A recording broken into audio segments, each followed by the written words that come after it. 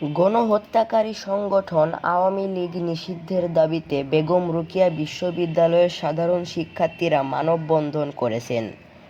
আজ শুক্রবার দুপুর ২টায় বিশ্ববিদ্যালয়ের প্রধান ফটকের সামনে এই মানববন্ধন অনুষ্ঠিত হয়।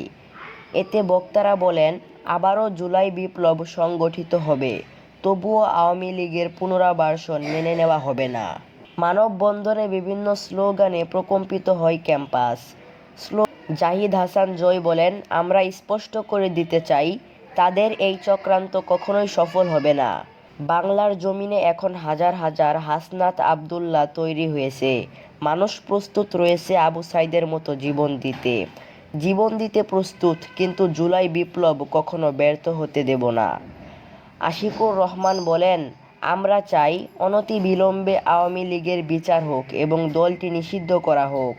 এ সরকার শহীদের রক্তের উপর দাঁড়িয়ে আছে। কোনো কুচক্রী মহলের প্রচারণায় আওয়ামী লীগকে পুনরাবাসনের চেষ্টা হলে আমরা ছাত্র জনতা আরও একটি জুলাই বিপ্লব সংগঠিত করব। শামসুর রহমান সুমন বলেন, আওয়ামী লীগ যে গণহত্যা চালিয়েছে তার বিচার সবার আগে নিশ্চিত করা প্রয়োজন। যতক্ষণ পর্যন্ত এ হত্যাকাণ্ডের বিচার হচ্ছে না, ততক্ষণ পর্যন্ত আওয়ামী লীগকে নিষিদ্ধ করতে হবে। খবর বিশ্ব বাংলা, ঢাকা।